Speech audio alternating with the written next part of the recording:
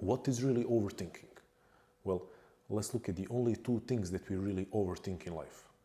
We overthink the past and we overthink the future.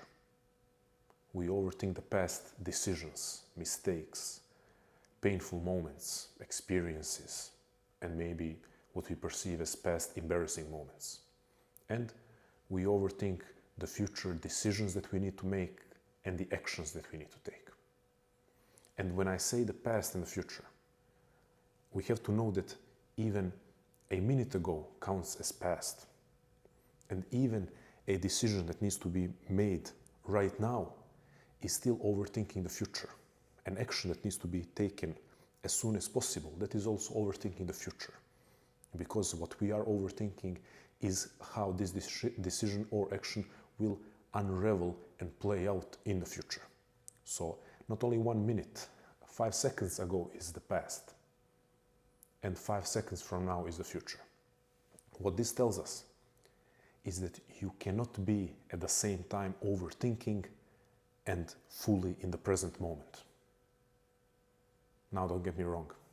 I'm not advocating that the solution for overthinking is that you become a monk and pursue reaching a state of permanent presence, which I also believe is not possible even for the most proficient meditators. But if someone thought that it is possible to reach a state of permanent, full immersion in the present moment, still, we wouldn't advocate for that as an adequate response to overthinking. Why? Because that would be disengaging from life. That wouldn't be living. And here you have a hint at what the solution for overthinking is.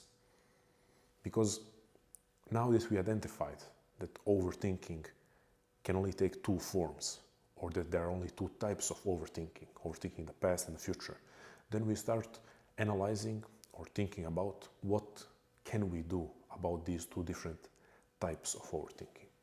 Well, you don't have a time machine. You don't get to change that past, either painful or confusing or overwhelming or embarrassing experience that you have been overthinking. You cannot change it by going back to the past. What you can change is your relationship with the past, how you interact with the past, how you interpret the past. And what is that dependent on?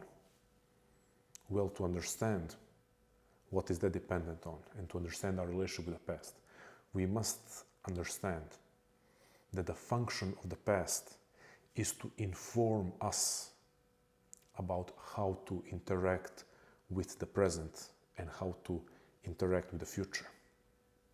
Past is not a static material, a static lump of material.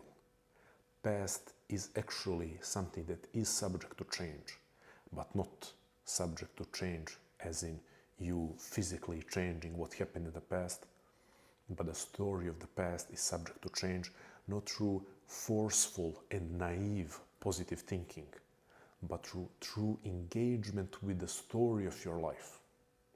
Because if your life is a story, then you know that any next page can change the meaning of any previous page. You know that when you read a certain chapter later on in the book, things from the beginning of the book start to make sense or take on a whole new meaning. And your life is a story. So if your life is a story, and if the past is subject to change, and if the role of the past and function of the past is to interact with the present and the future, then how you are orienting yourself towards your life right now in the present and how you're orienting yourself towards the future influences how you interact with the past. And also, function of the past is to extract from it something that is useful. But why would you extract something useful from it if you have no orientation towards a constructive, healthy, ambitious, worthy goal in the future? Why would you need to extract something from that storehouse of insight and value and experiences and lessons that is the past? Why would you reach for it to extract something valuable if you don't have something to aim for? If you don't have anything to aim for, what do you do with the past? You don't look back on it to extract value from it. You look back on it to overthink it, to be ashamed of it, to be embarrassed about it, to be frustrated about it. So, what do we conclude about this overthinking of the past? There is nothing that you can do physically in the past, of course, at least not yet. But there are so many things that you can do right now that are going to influence your relationship with the past.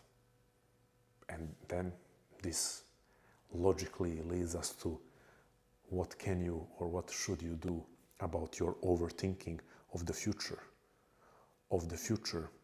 decisions, actions.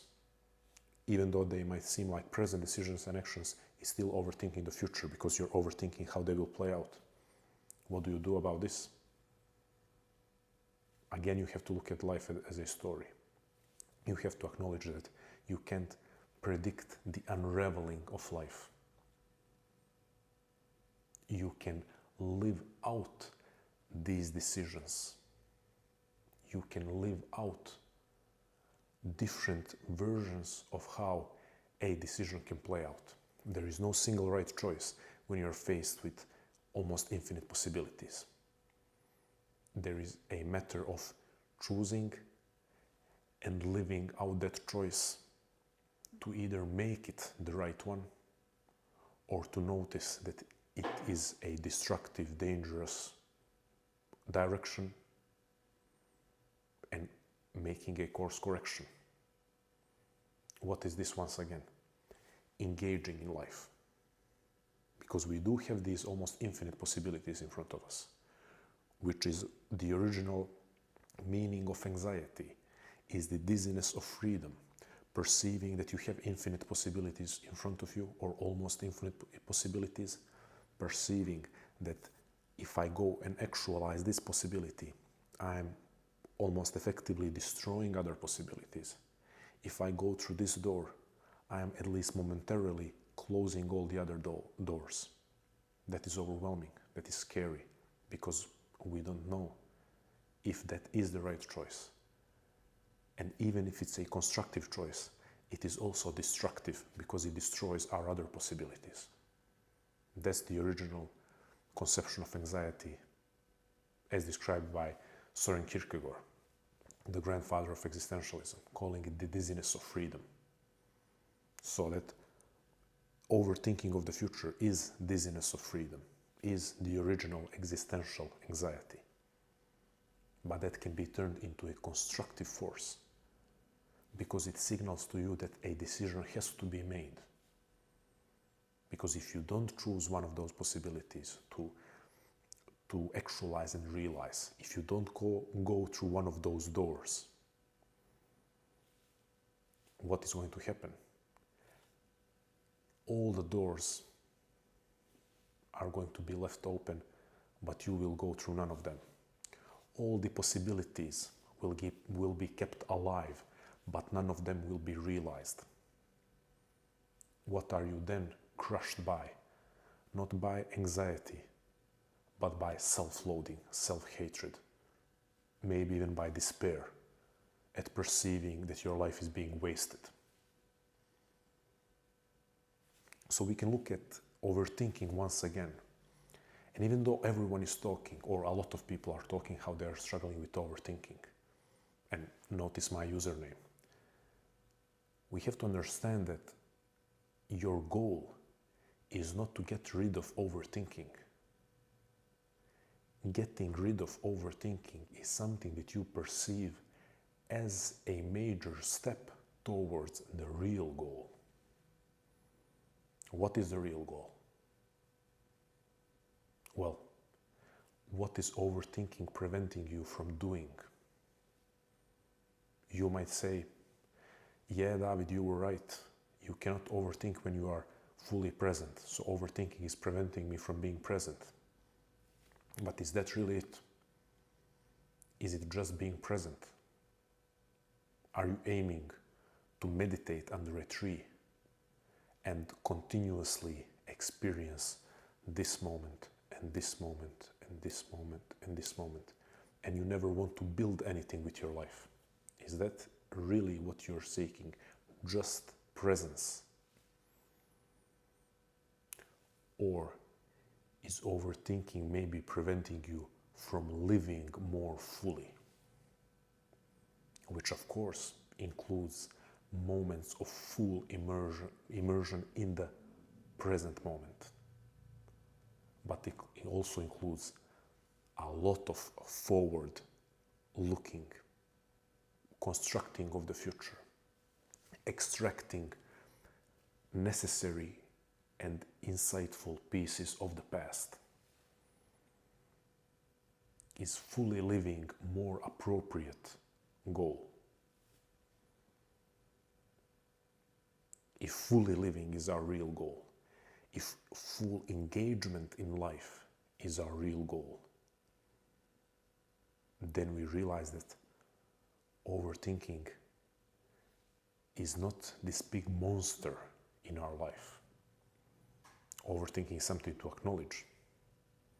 Overthinking is something to address. But getting rid of overthinking,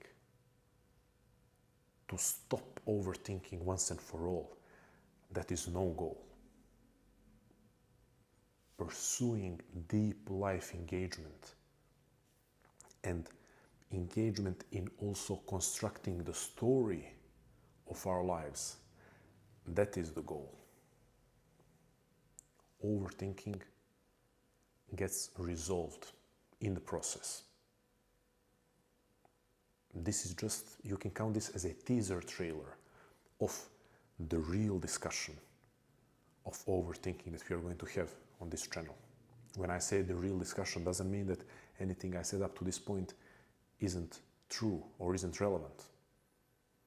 But this is a fraction of how we can expand this conversation into a complete shift on how you're approaching your life, how you're approaching the problem of overthinking, the problem of anxiety, the problem of being overwhelmed, the problem of lack of direction, the problem of being distracted,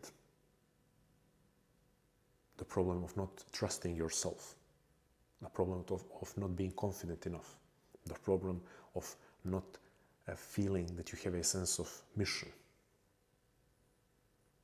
The large discussion of overthinking addresses all of these.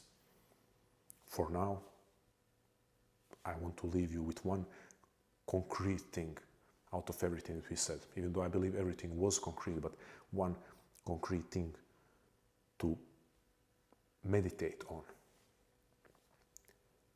What is the project in your life